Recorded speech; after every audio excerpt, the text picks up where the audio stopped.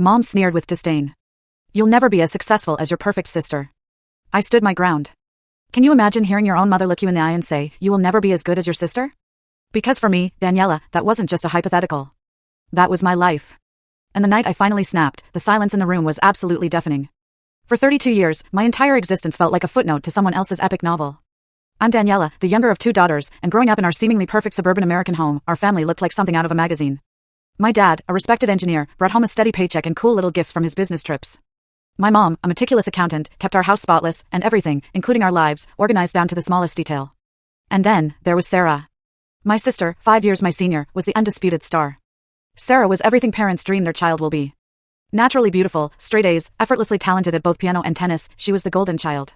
Teachers would light up when they found out I was Sarah Williams' little sister, immediately expecting the same brilliance from me. But the painful truth was, I wasn't Sarah. From my earliest memories, I was, well, average. My grades hovered around B, not terrible, but certainly not spectacular. Math was my personal nemesis. I'd spend hours at the kitchen table, papers strewn around, fighting back tears, just trying to grasp fractions and equations Sarah had mastered years earlier, and at a younger age. What I did have, though, was a love for art. By 6, my sketchbooks were bursting with colorful worlds I'd created. I'd proudly present these to my mom, hoping for just a fraction of the enthusiasm she reserved for Sarah's achievements. I'll never forget one evening when I was 7. Sarah, 12 at the time, was performing Chopin at her piano recital. She sat tall, her fingers dancing across the keys with a precision and emotion that completely belied her age. The audience erupted, and I saw my mom dabbing tears of pride from her eyes. The next day, I finished a painting of our family I'd worked on all week. I carefully carried it to the living room where my mom was reading. Mom, look what I made for you, I said, holding out my masterpiece.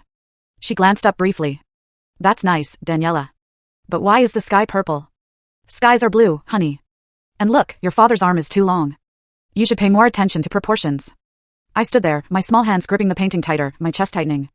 I made the sky purple because I thought it looked pretty. She just shrugged, already returning to her book.